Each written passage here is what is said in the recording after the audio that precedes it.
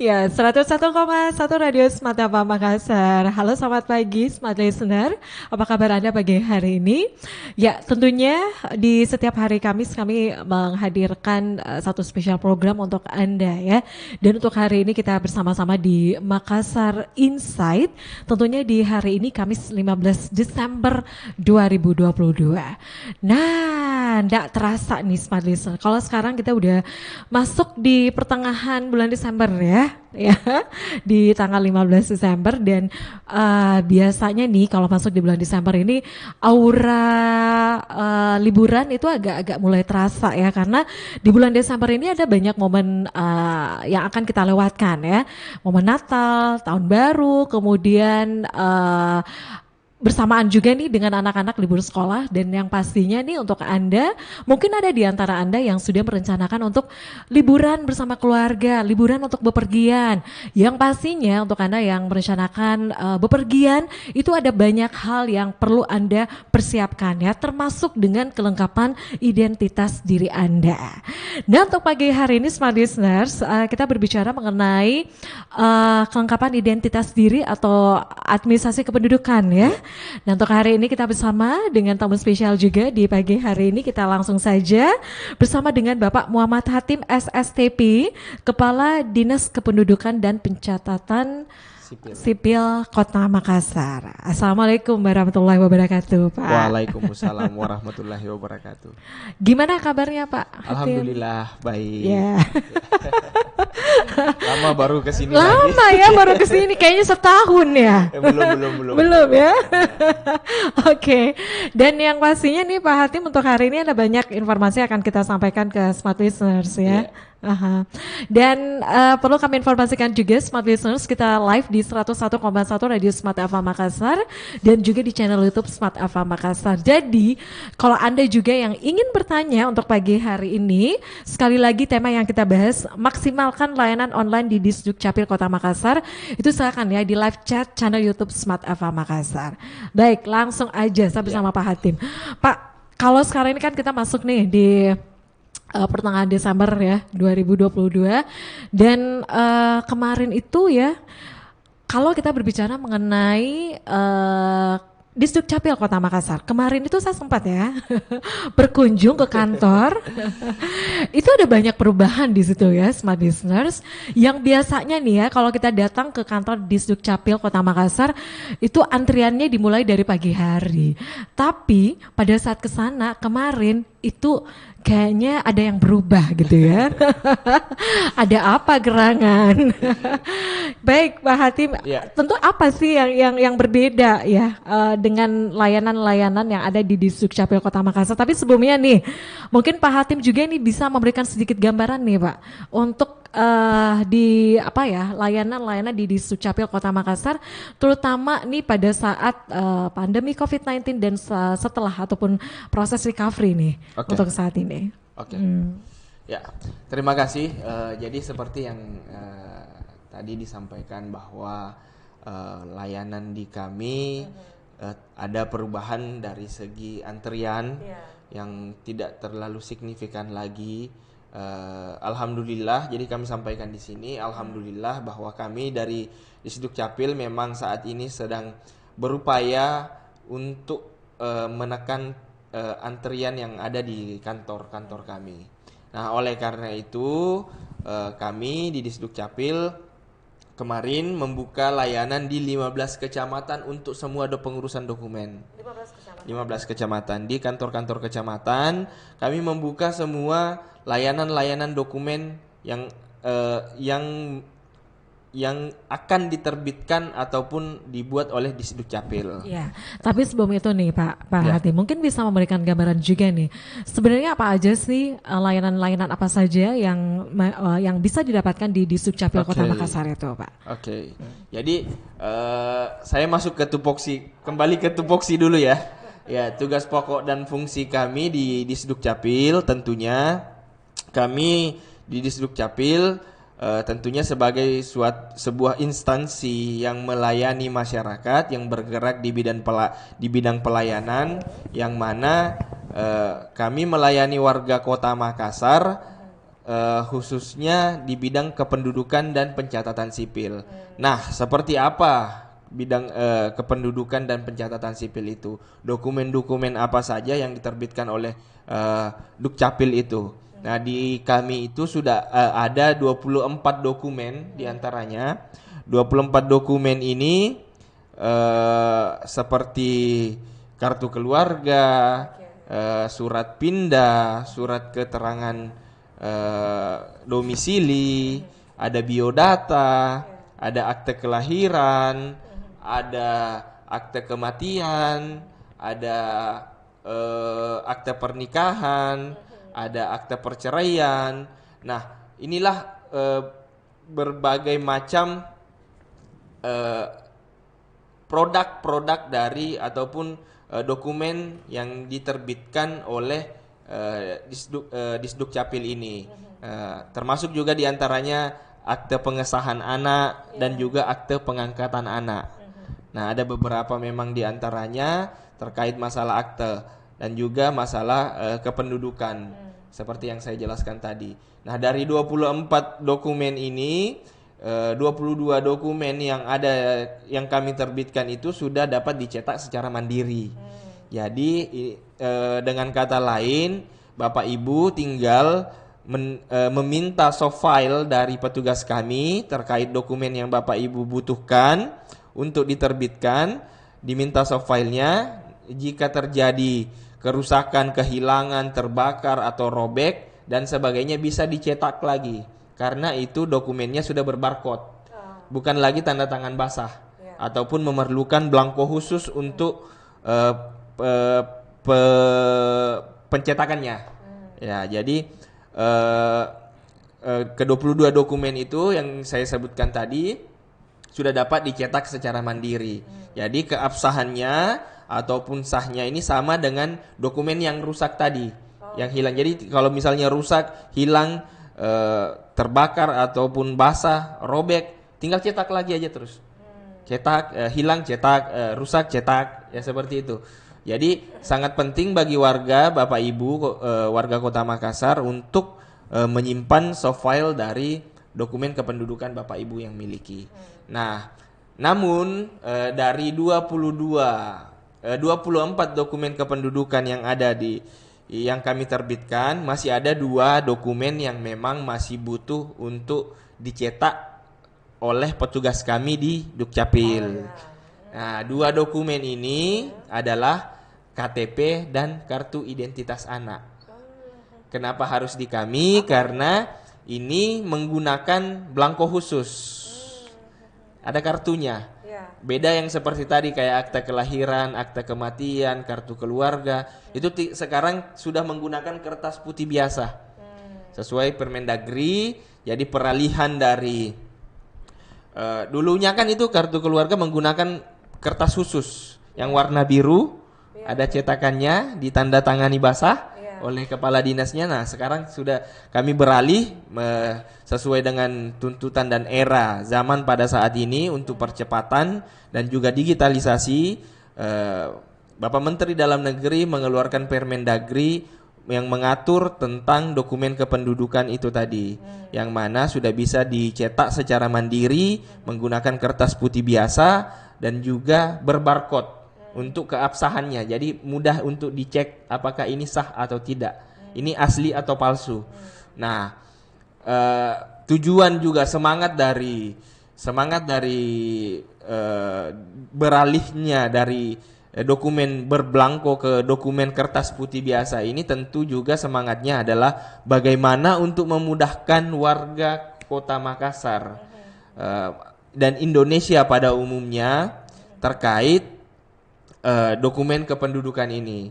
Nah, itu yang saya sebutkan tadi, bahwa apabila dokumen kependudukannya hilang, rusak, basah, terbakar atau bagaimana, tidak perlu maki lagi ke kantor Dukcapil atau tidak perlu maki lagi ke kantor polisi untuk mengurus surat keterangan hilang. Ya, jadi tinggal dicetak aja terus itu PDF-nya. Yang penting kuncinya diminta soft filenya ke petugas kami. Yang tetap datang dong, Pak. Pada saat pengurusan awal, pada saat pengurusan awal Jadi PDF itu juga bisa dikirim, Mbak.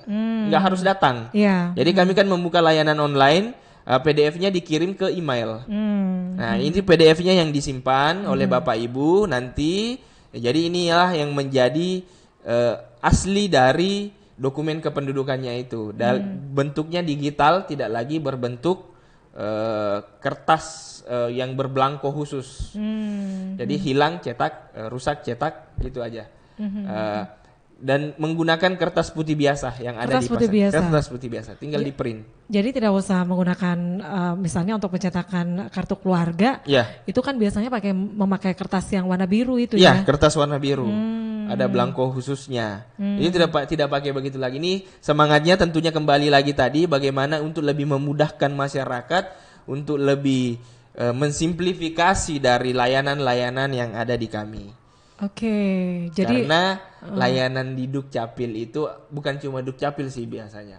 Layanan yang ada di Indonesia itu biasanya identik dengan ribet, susah, berbelit. Nah, inilah yang semangat-semangat ini yang harus kami terobos dengan salah satunya melalui inovasi pencetakan mandiri dokumen kependudukan. Tapi untuk kerahasiaannya itu tetap terjaga gitu ya, Pak? Ya, kerahasiaannya hanya petugas kami dan yang bersangkutan yang memiliki soft file tersebut. Oh gitu. Jadi kami selaku di Dukcapil juga memiliki petugas kami di lapangan tentu juga memiliki MOU dengan kami bagaimana kerahasiaan dari data-data warga Kota Makassar. Jadi kalau semuanya nih ya untuk misalnya nih saya nih ada yang kehilangan ya identitas diri saya misalnya hilang gitu kan, itu langsung ke misalnya ke kantor Disdukcapil Kota Makassar. Nah kemudian dari petugas sendiri itu kan harus ada persyaratan ya bahwa memang ini benar orangnya yang datang ke kantor ini. Apa itu Pak? Apa saja yang memang dapat dibuktikan dengan dokumen-dokumen lainnya yang masih tersedia. Bisa dengan ijazah, bisa dengan KTP, seperti itu. Jadi ini untuk atau misalnya akte kelahirannya, seperti itu. Jadi jangan sampai nih ya yang kan biasanya untuk pengurusan administrasi kependudukan itu kalau semuanya masyarakat nggak mau ribet itu biasanya yang disuruh orang lain begitu kan. Olehnya biasanya orang lain yang disuruh. Olehnya itu kami di sini menekankan pentingnya pengurusan dokumen kependudukan itu dilakukan secara mandiri ataupun oleh pribadi yang bersangkutan. Kenapa demikian?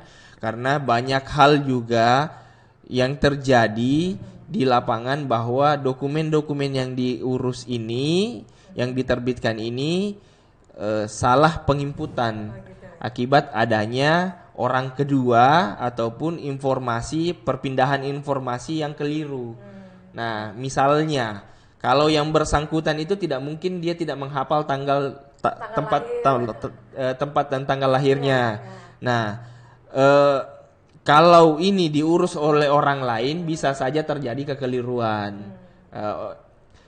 Yang bersangkutan tidak mungkin lupa nama orang tua kandungnya. Yang bersangkutan tentu juga ingat nama anak-anaknya. Nah, jika diuruskan oleh orang lain bisa saja terjadi miskomunikasi atau misinformasi yang akibatnya dapat berimplikasi kepada kecacatan ataupun kesalahan penulisan dokumen. Nah, ribet nanti berikutnya. Apalagi setelah terbit dokumennya tidak diperiksa baik-baik, langsung dibawa sama di pelayanan-pelayanan lainnya tidak diperiksa baik-baik apakah betul atau salah, langsung dibawa ada jeda waktu lagi mau memperbaiki lagi itu kan ribet lagi. Ya, kami juga membutuhkan dasar lagi untuk perbaikan ke depannya. Nah, biasanya kesalahan-kesalahan apa aja sih Pak yang memang ini harus direvisi kembali oleh banyak Pak. Ada kesalahan tanggal lahir, kesalahan nama orang tua, kesalahan nama bahkan ada satu huruf. Bahkan pernah saya dapatkan kesalahan jenis kelamin. Oh ya.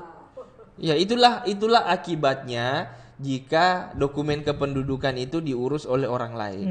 Nah, di sini kami menekankan bagaimana dokumen kependudukan itu dapat diurus sendiri langsung oleh yang bersangkutan ataupun orang tua dari anak-anak. Ya, jadi jangan sampai disuruh orang lain ya untuk mengurus apalagi ya. urus-urus pakai calo, jangan sampai. Jangan ya.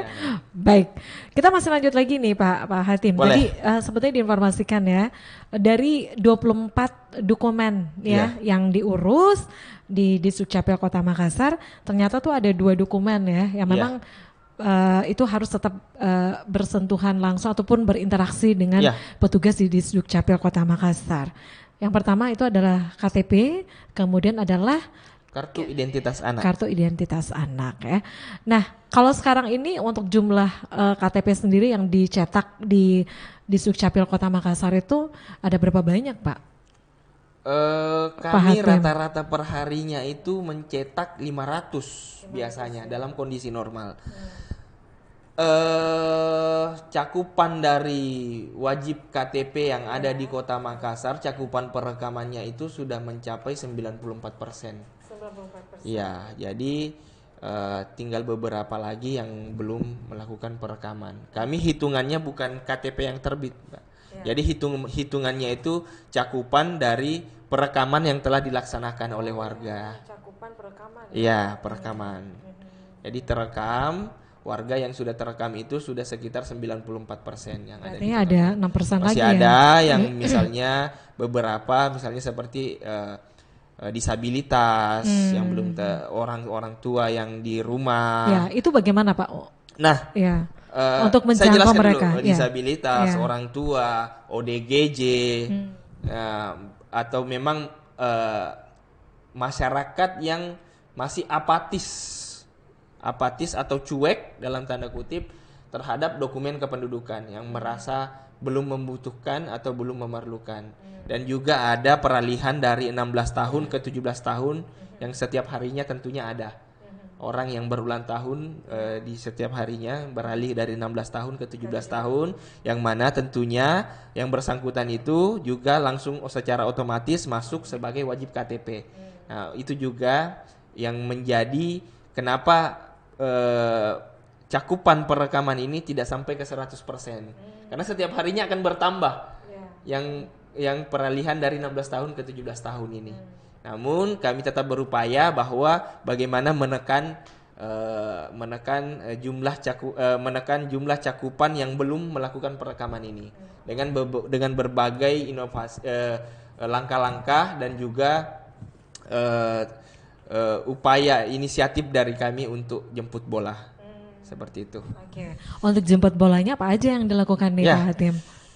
Misalnya untuk layanan jemput bola di kami itu yang paling khusus itu adalah untuk disabilitas dan orang tua, manula dan ODGJ. Orang dengan memiliki keterbatasan tertentu, kami memiliki program yang namanya perisai. Ya, pelayanan untuk rentan dan disabilitas. Nah, yang rentan ini masuk dalam kategori manula ataupun cacat, lumpuh, disabilitas. Itu dia yang kami layani, membuka pelayanan yang mana tentunya untuk Bapak Ibu warga Kota Makassar yang memang memiliki keterbatasan tertentu untuk datang langsung ke kantor kami untuk melakukan perekaman. Kami memberikan fasilitas berupa pelayanan langsung ke rumah masing-masing. Jadi mekanismenya Bapak Ibu boleh bersurat kepada kami melalui kantor-kantor kecamatan yang ada, karena di setiap kecamatan ada perwakilan kami dari Dukcapil, ataupun bersurat ke kami langsung di kantor Dukcapil Kota Makassar. Nah, dari surat itu tadi, permohonan itu nantinya kami akan turun langsung ke rumah-rumah untuk melakukan perekaman terhadap ODGJ, disabilitas ataupun warga rentan yang ada di Kota Makassar. Ini kan ribet ya Pak Hatim ya, kalau memang ya misalnya nih untuk manula gitu. Betul. Kan disuruh datang ke kantor di Sukcapil. Nah, ini agak ribet urusannya karena menunggu lagi kan Pak, menunggu. Nah, kalau ini sekarang ini bisa lebih praktis lagi ya, karena bersurat saja langsung petugas dari Sukcapil itu akan mengunjungi ya. Boleh. Oke. Jadi penasaran ya, Smart Listeners, ada banyak hal yang perlu kita ketahui nih untuk layanan di Sukcapil Kota Makassar, terutama nih ya. Oh ya, ini ada juga yang bertanya nih Pak Hatim, katanya kemarin itu kan untuk buku nikah. Ya, Nah, itu buku nikah gimana nih Pak? Kalau selamanya ada teman saya yang bertanya, katanya untuk buku nikahnya itu kan tercecer, katanya lupa simpan di mana. Nah, itu gimana Pak? Untuk apakah memang langsung dikeluarkan ataupun melapor ke Dizukcapil atau bagaimana Pak? ya. Jadi perlu saya sampaikan di sini bahwa pencatatan nikah bagi warga negara Indonesia yang ada di Kota Makassar ataupun di Indonesia ini pada umumnya untuk yang beragama Muslim kewenangannya berada di kantor urusan agama KUA pencatatannya. Ya. Namun bagi warga yang beragama non Muslim pencatatannya ada di kami di Dukcapil. Jadi setiap pencatatan pernikahan dapat dilakukan di kantor di Dukcapil dengan melampirkan juga permohonan seperti itu tadi. Permohonan untuk dicatatkan pernikahannya bisa dilayani langsung di misalnya di gereja atau di tempat-tempat ibadah ataupun tempat-tempat dilangsungkannya pesta pernikahan tersebut bagi yang beragama non Muslim. Kami akan menerbitkan tentunya yang namanya akte pernikahan. Akte pernikahan. Seperti itu. Nah, khusus bagi yang warga Muslim, kewenangan penerbitan pencatatan dan penerbitan dokumen pernikahannya itu kewenangannya berada di kantor urusan agama KUA. Iya, yang kita kenal sebagai KUA. Namun sedikit catatan di sini terkait misalnya apabila dalam perjalanan pernikahan itu terdapat perceraian bagi warga non Muslim, tetap pengurusannya harus melalui pengadilan dulu, pengadilan agama. Oh, gitu pengadilan, ya? iya. Nanti ada putusan dari pengadilan, kami akan tindak lanjuti. Kita akan jadikan dasar untuk ditindaklanjuti dengan menerbitkan akte perceraian. Oh gitu ya. Seperti itu. Nah itu ya Smart Listeners. Jadi kalau Anda nih yang tentu ada banyak hal lain ya yang mungkin Anda ingin tanya. Nah silakan kami membuka layanan untuk live chat ya. Boleh. Di channel YouTube Smart FM Makassar. Ini buruan karena waktu bersama Pak Hatim ini sangat terbatas. Sampai jam 12 siang ya. Baik, kami masih lanjut lagi ya untuk perbincangan kita di Makassar Insight. Dan kita sekarang ini sudah jam 11 lebih 44 menit ya. Selamat pagi menjelang siang juga nih untuk Anda yang mungkin baru bergabung ya bersama kami. Dan baik Pak Hatim, kita kayaknya kita lanjut lagi ya. Boleh, ya. Tadi ya seperti diinformasikan ya, jadi untuk KTP kemudian untuk kartu identitas anak ini tetap itu harus datang ke Dizukcapil Kota Makassar ya. Kemudian ya ada banyak hal yang tentu dilakukan oleh Dizukcapil Kota Makassar untuk bisa menjangkau seluruh lapisan masyarakat nih, terutama untuk pembuatan KTP elektronik ini. Nah, apa aja sih yang sudah dilakukan Pak? Yang tadi ya pada saat untuk Manula, kemudian yang ODGJ ya, itu ada hal tertentu yang dilakukan di Dukcapil Kota Makassar. Ya. Dan untuk masyarakat yang di kepulauan misalnya, di pulau misalnya, itu seperti apa Pak? Ya, jadi kami di Dukcapil juga memiliki program ataupun kegiatan yang namanya jemput bola. Layanan jemput bola ini kami laksanakan biasanya di kelurahan-kelurahan yang memang memiliki jarak dari tempat tinggal warga ke kantor Dukcapil. Di antaranya beberapa yang telah kami laksanakan seperti di Pulau Sangkarang, Kepulauan Sangkarang, Pulau Baranglompo, dan juga di kecamatan-kecamatan pesisir yang ada di Kota Makassar. Seperti kemarin kami laksanakan di Biringkanaya. Kami membuka layanan biasanya itu di kantor kelurahan yang ada di sana untuk melayani warga-warga yang berada di kelurahan tersebut terkait dengan seluruh dokumen kependudukan yang mereka butuhkan. Nah, kami biasanya turun di hari Sabtu dan Minggu. Kami turun langsung ke kantor kelurahan. Kami memanfaatkan Sabtu Minggu. Kenapa Sabtu Minggu? Karena Sabtu Minggu ini biasanya warga tidak beraktivitas. Tinggal di rumah. Nah, ketika mereka tidak berarti, karena kendalanya yang di lapangan biasa itu juga kenapa mereka eh, eh, tidak mengurus ataupun eh, menerbitkan dokumen kependudukan mereka karena dibatasi oleh waktu pekerjaan. Banyak yang di waktu kerja, waktu-waktu produktif, misalnya dari hari Senin sampai Jumat ini, mereka juga beraktivitas, sehingga mereka terbatasi untuk langsung datang ke kantor. Sehingga kami biasanya membuka layanan di hari Sabtu Minggu di kantor-kantor kelurahan yang ada untuk Bapak Ibu masyarakat warga Kota Makassar dapat datang langsung ke kantor kelurahan tersebut. Nah, adapun jadwalnya dapat diikuti di Instagram ataupun media-media sosial dari Dukcapil Kota Makassar. Jadi ada website ya. Ya, dan juga biasanya itu ada pengumuman dari kantor kelurahan tersebut untuk warganya bahwa di hari Sabtu Minggu ini akan diadakan pelayanan langsung dari Dukcapil jemput bola. Oke, jadi itu ada informasi ataupun pengumuman yang dilakukan oleh kecamatan kelurahan setempat, ya, kelurahan kecamatan, setempat ya. ya. Oke, kita masih lanjut lagi nih Pak. Ada pertanyaan yang masuk nih. Boleh. Saya baca dulu. Nah, Assalamualaikum warahmatullahi wabarakatuh Pak Hatim. Waalaikumsalam warahmatullahi wabarakatuh. Nah, apakah PDF yang diterima masyarakat ini tidak bisa diedit? Contoh nih, siapa tahu ada penambahan anggota keluarga. Apakah yang bersangkutan itu bisa merubah sendiri atau harus melapor terlebih dahulu katanya? Untuk PDF ini tentunya Dukcapil Pusat, karena ini kan kebijakan dari Dukcapil Pusat. Dukcapil Pusat tentu telah memikirkan terkait sekuritas dari dokumen yang akan mereka terbitkan ataupun kebijakan-kebijakan yang akan mereka luncurkan terkait PDF dari dokumen kependudukan ini.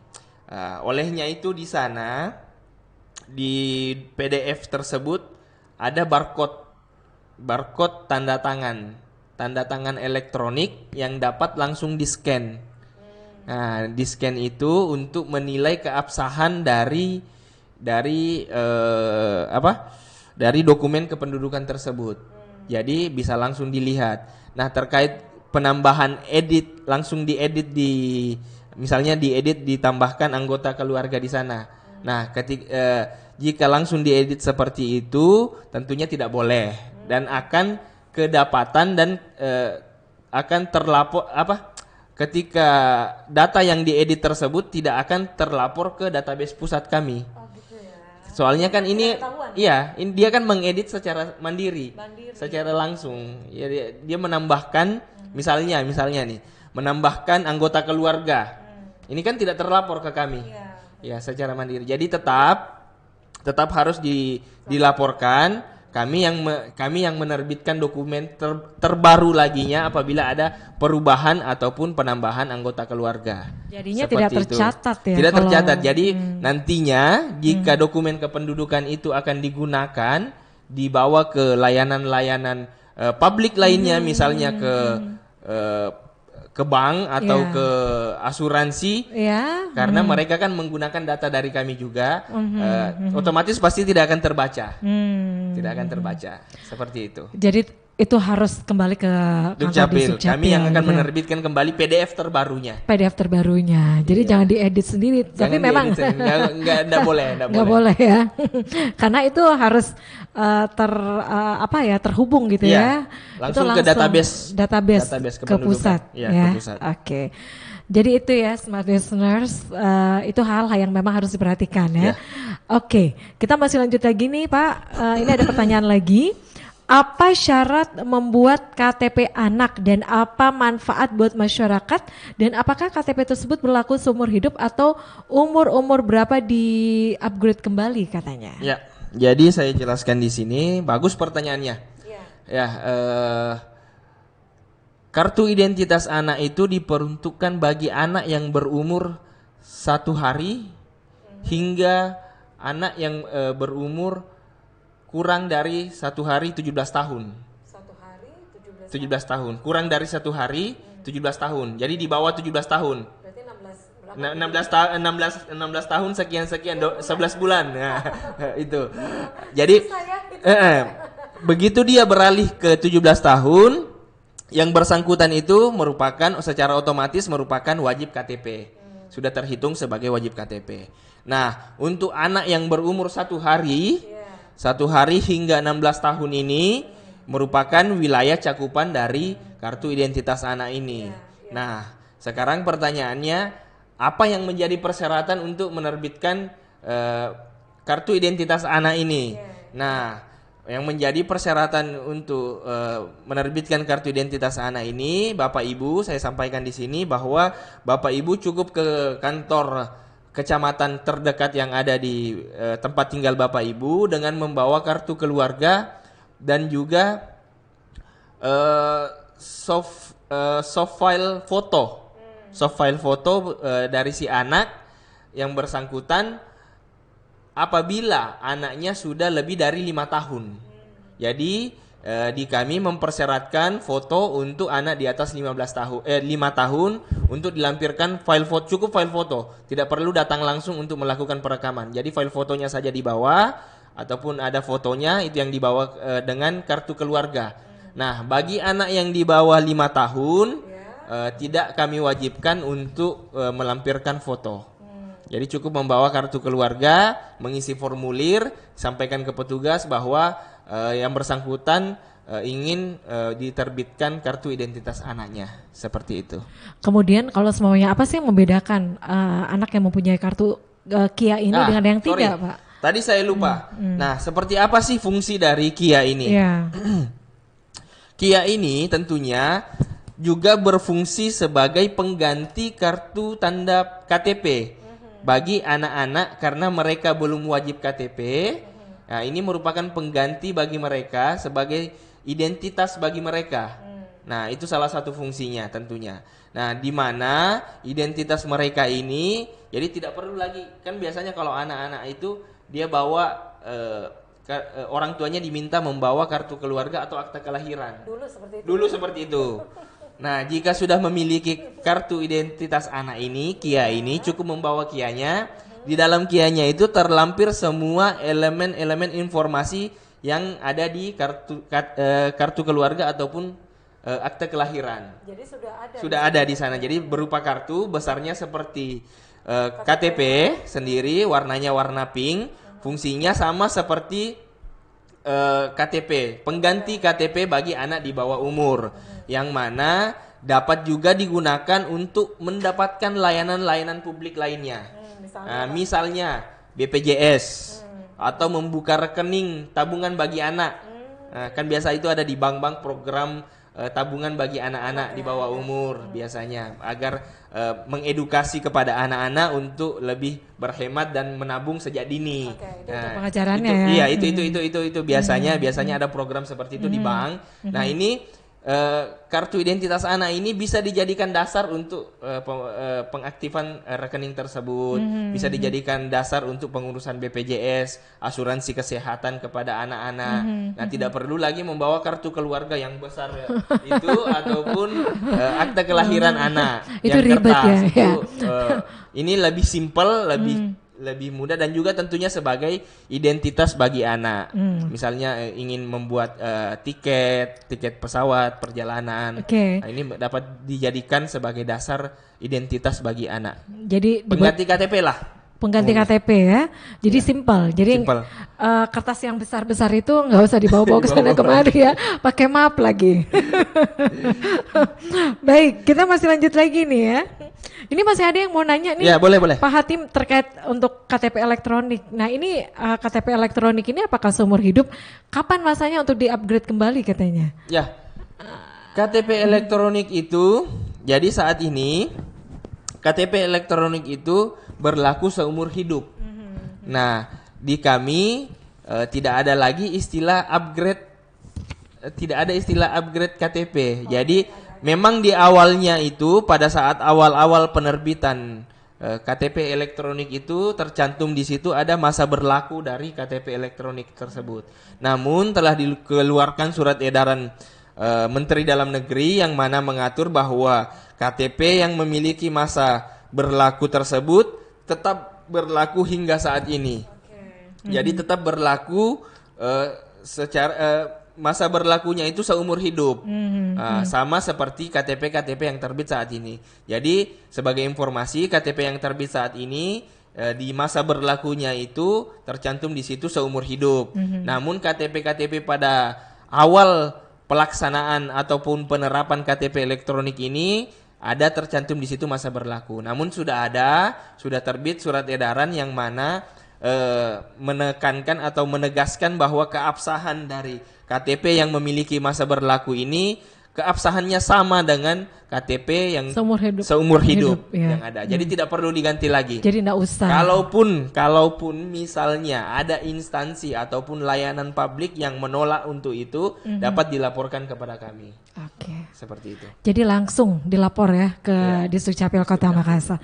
Katanya nih Pak Hatim, kalau sekarang untuk pembuatan iktp itu gimana? Katanya agak terkendala atau gimana nih Pak? Jadi di sini juga kami sampaikan bahwa pada saat ini stok belangko yang ada di belangko KTP yang ada di Dukcapil Kota Makassar itu mengalami keterbatasan atau bisa dibilang sudah habis. Nah, ini kenapa ada kondisi seperti ini terjadi? Ini dikarenakan karena distribusi ataupun pengadaan belangko dari pusat sudah terhenti. Karena di pusat sendiri sudah melaksanakan pengadaan belangko untuk tahun anggaran tahun ini. Jadi mereka sudah melaksanakan pengadaan dan sudah didistribusikan semua. Namun pengadaan yang dilaksanakan oleh pusat kemarin itu ternyata masih belum mencukupi dari kebutuhan yang ada di masyarakat. Nah, apalagi kewenangan untuk pengadaan belangko KTP itu berada di pusat. Jadi kami yang ada di daerah ini sebetulnya tinggal menunggu distribusi dari pusat. Terkait belangko ektp karena kami tidak boleh mengadakan belangko ektp tersebut. Oke, terus untuk masyarakat yang mau untuk pembuatan iktp itu kayak gimana Pak? Jadi apa yang mereka harus tentunya menyikapi dari kondisi seperti ini, tentu Dukcapil Pusat telah mengantisipasi dengan memberikan solusi untuk penerbitan surat keterangan saat ini terlebih dahulu, menunggu hingga dilaksanakan pengadaan baru oleh Dukcapil Pusat dan didistribusikan di awal tahun nantinya, seperti itu. Jadi kami akan terbitkan apabila ada yang bermohon untuk KTP elektronik, kami akan menerbitkan surat keterangan pengganti KTP elektronik yang mana fungsinya dan ataupun kegunaannya sama persis seperti dengan KTP elektronik. Dan apabila, kembali saya tegaskan, dan apabila ada layanan-layanan publik yang tidak menerima suket tersebut dapat dilaporkan langsung kepada kami. Itu ya. Seperti itu. Jadi kalau semuanya ada pengurusan ya, ada yang menolak suket Anda, nah itu langsung bisa dilaporkan ke Disdukcapil Kota Makassar. Karena fungsinya sama. Dan elemen data yang ada di dalamnya juga sama. Ya, itu ya. Jangan diragukan lagi ya untuk surat keterangan yang diterbitkan dari Disdukcapil Kota Makassar. Baik, saatnya kita juga harus pamit nih Pak Hatim. Mungkin dari Pak Hatim ada yang disampaikan untuk closing statement kita? Ya, tentunya kepada Bapak Ibu warga Kota Makassar terkait tertib administrasi yang di awal tadi kita bahas bersama, bahwa saya menekankan pentingnya dokumen kependudukan itu diurus langsung secara mandiri oleh Bapak Ibu sendiri. Jangan lagi menggunakan perantara-perantara ataupun bahkan menggunakan jasa-jasa calo dari dokumen kependudukan ini, karena akan banyak implikasi ataupun dampak-dampak yang tentunya akan merugikan Bapak Ibu sendiri terkait kesalahan-kesalahan penginputan ataupun misalnya masalah-masalah lainnya yang ditimbulkan akibat dari penggunaan orang ketiga ataupun pihak lain dalam pengurusan dokumen kependudukan ini. Oke. Jadi itu ya, itu bisa langsung aja datang ke Disdukcapil Kota Makassar itu tanpa diwakili gitu ya. Boleh. Orang tua langsung datang. Boleh. Ya. Oke. Ataupun menggunakan layanan online kami. Iya, layanan online ya. Itu banyak ya. Ada di Dukcapil makassarkota.go.id. Itu websitenya. Websitenya. Oke. Layanannya ada di situ. Baik, sekali lagi terima kasih ya Pak Ya, Hatim untuk sama-sama. informasinya ya. Baik, dan Smart Research demikian perbincangan kita ya bersama dengan Kepala Disdukcapil Kota Makassar Pak Muhammad Hatim ya. Dan sekali lagi ini Smart Research untuk Anda yang ingin mendengarkan kembali, tidak sempat ya untuk mendengarkan perbincangan kita, itu bisa langsung aja ke channel YouTube Smart FM Makassar ya. Jangan lupa untuk like dan juga subscribe-nya, kami tunggu. Sekali lagi terima kasih Pak Hatim Sama-sama. ya. Tetap jaga kesehatan dan Insya sukses Allah. ya Pak ya. Amin, amin. Ya, baik. Dan Smart Research, saya Mirza Arianti pamit. Selamat siang. Assalamualaikum warahmatullahi wabarakatuh. Waalaikumsalam warahmatullahi wabarakatuh.